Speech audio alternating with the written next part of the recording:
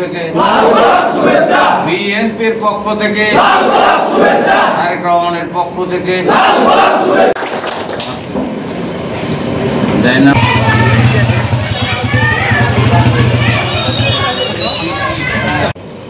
আমাদের দলের পক্ষ থেকে আপনাদের যতটুকু আমাদের সামর্থ্য আছে দিয়ে আমরা সহযোগিতা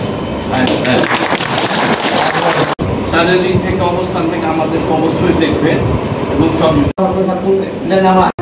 ইতিহাস নিয়ে কিছু কথা বলেছেন যে কিভাবে রহনপুর স্বৈরাচার পতন, ফ্যাসিস্ট পতন, সকল কিছু ঘটনার ক্ষেত্রে কি ভূমিকা রেখেছেন সেই কথাগুলো শুনেছি। তো আসলে আমি এখানে এই আপনাদের মূল্যবান সামনে আমি আমার বক্তব্য শেষ করছি। আসসালামু আলাইকুম। সেক্রেটারি ছিলাম আমি 5 বছর।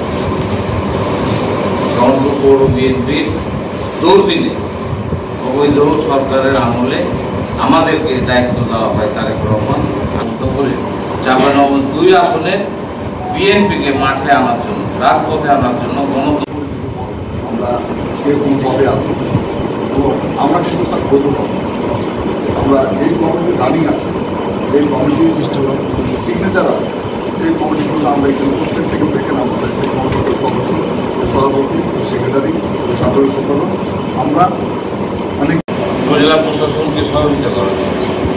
অন্তর্বর্তী সরকার ছাত্র জনতার গণ-অভ্যুত্থান আমরা এবং 5ই আগস্টের আগে আমরা বিএনপি ছিলাম, যারপর জেলখানায় কারাবরণ করেছি।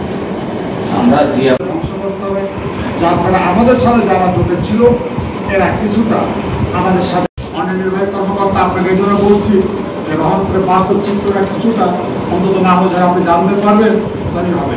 আগামী দিনে আপনার পথ চলা মসৃণ হোক, সুন্দর হোক, আপনাদের সাথে আমাদের সকল কার্যক্রম আলোচনার মধ্যে দিয়ে আমরা এখানে একটা পরিবেশ বক্তব্য আমি বিশেষ করছি। ধন্যবাদ। আসসালামু আলাইকুম।